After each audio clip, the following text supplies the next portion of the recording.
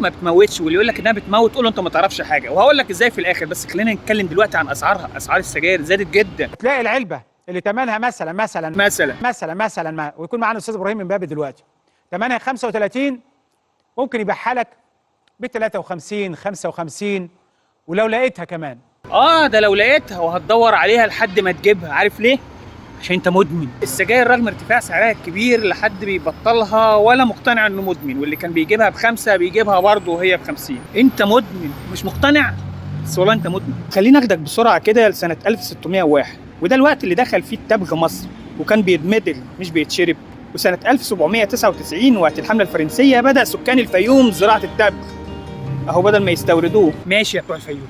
وسنة 1840 كان الفرنساويين منهم لله بقى هم أول من اخترع السجاير، وانتشرت السجاير في أوروبا جدا. وبعدها ب40 سنة وتحديدا سنة 1880 وصلت السجاير مصر وانتشرت جدا. تمام؟ قول تمام بقى يا راجل. ده سنة 1935 عملوا سجاير اسمها 1919 بيت الأم على اسم الثورة بتاعت 19. ده انتوا سعد زغلول بريء منكم والله. مش بس كده، دول كمان عملوا سجاير أم المصريين وسموها صفية زغلول، وكان شعارها جربوا سجاير صفية زغلول لأنها هتبقى زعيمة السجاير. انت متخيل؟ كان سعر السجاير ساعتها 6 قروش، ودلوقتي سعرها وصل 50 جنيه، ولسه اللي زيك مش عارف يبطلها. انا صاحبي لما كان بيقول لي خليك راجل وجربها، كنت بقول له لما اشوفك راجل بتبطلها. قبل ما تقول لي اي حاجه تدافع بيها عن موقفك، قول لي هتعمل ايه لو عرفت ان ابنك بيشرب سجاير، ورد بالكلام ده على نفسك.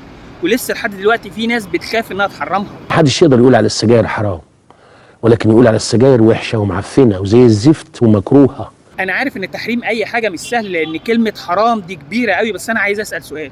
هو احنا مش هنتسال عن صحتنا؟ مش هنتسال عن مالنا؟